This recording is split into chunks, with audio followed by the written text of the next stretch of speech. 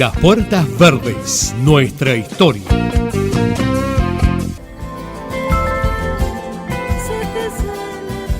La frontera, esa marca, esa línea movediza, cambiante, misteriosa. La frontera sur de Córdoba fue un lugar de conflictos, plural, poroso. Ustedes saben, la villa de Nuestra Señora de la Concepción y la frontera sur del territorio estaban una dentro de la otra, hermanadas, destinadas a ser la misma y diferente también. Durante siglos la frontera impuso sus normas y rutinas, y en la villa del Río Cuarto lo sabían muy bien. Por ejemplo, la proximidad con el indio Ranquel era cosa de todos los días. En tiempos de paz, en los benditos tiempos de paz, los indios llegaban en comitivas numerosas, a la villa. Se alojaban en casas de familia muchas veces, ¿sí? Se alojaban en casas de familia y cambalacheaban sus plumas de avestruz, sus joyas de plata, que en algunos casos eran extraordinarias, los cueros por aguardiente, por yerba, tabaco. Varias historias de amor sucedieron en estos intercambios. Varios hijos e hijas nacieron de la buena vecindad. Y también cruzaba la frontera para uno y otro lado una categoría de personas que iban en calidad de rehenes. No eran refugiados, como en el caso de Manuel Baigorria, este unitario que se fue a los aduares ranquelinos por cuestiones políticas. Tampoco eran cautivos, privados de su libertad. No eran comerciantes que entraban y salían de las tolderías con sus productos. Tampoco eran militares, como Lucio B. Mansilla, ni eran indios, que pasaban a ser indios amigos, el caso de Ramón Cabral. Eran rehenes y tenían una parecida condición a la que tienen nuestros rehenes en la actualidad. Pero, ¿qué función habrán cumplido en el territorio sur convulsionado del Río de la Plata? Los rehenes podían ser blancos o indios.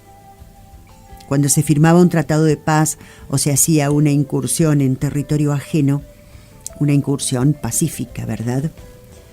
Entonces era preciso un resguardo, una garantía, una muestra de buena voluntad. Y todo eso lo reunía una persona, generalmente un hombre. Era garantía de que el acuerdo se iba a cumplir, o por lo menos que se iban a respetar ciertos códigos. Marcela Tamagnini, doctora en Historia en nuestra universidad, estudió el tema. Nos cuenta, por ejemplo, que la costumbre de tomar rehenes para asegurarse la fidelidad de las promesas se remonta ya a los tiempos de las colonias. Hay un primer tratado de paz firmado en época colonial, 1796. El cacique Cheglén manda al fuerte Las Tunas a su hijo y a 2 indios más para que se quedasen en calidad de rehenes hasta la celebración del tratado. Eso del lado de los indios. Y del otro lado van a las tolderías como rehenes 6 soldados españoles. Así es, eran una moneda de cambio. En el caso de los indios, siempre eran hijos o familiares directos de caciques. Y en el caso de los blancos, también tenían que ser personas de cierta importancia social, económica o política. Ahora, hay que imaginarse la situación de estas personas en territorio enemigo o por lo menos desconocido o ambas cosas. ¿Irían contentos y felices los rehenes a su destino? ¿Siempre salían así, indemnes de aquella aventura? De estar en aquel lugar, en aquellos años. ¿Iríamos tranquis a tierra adentro como rehenes? Y si fuéramos indios, vendríamos a Córdoba capital, por ejemplo, muy relajados. En 1845, durante el rosismo, el encargado de las relaciones pacíficas con los indios, esto era una función, encargado de las relaciones pacíficas con los indios, era en Río Cuarto en aquel entonces Pedro Vargas. Vargas le sugiere al gobernador de Córdoba cuáles son los indios más importantes de una comitiva que llega a la capital para que el gobierno tomara como rehenes a esos indios. Pero a la vez, el mismo Vargas no quería mandar a su hijo como rehén, por temor, dos cuestiones. Una, la venganza de los refugiados cristianos, por ejemplo, Manuel Baigorria podría haber sido, y la otra, la posibilidad de que los indios, conociendo la posición privilegiada del muchacho, le pidieran infinidad de cosas. Esas eran las famosas cuentas de agasajos. No debe haber sido sencillo funcionar como rehén.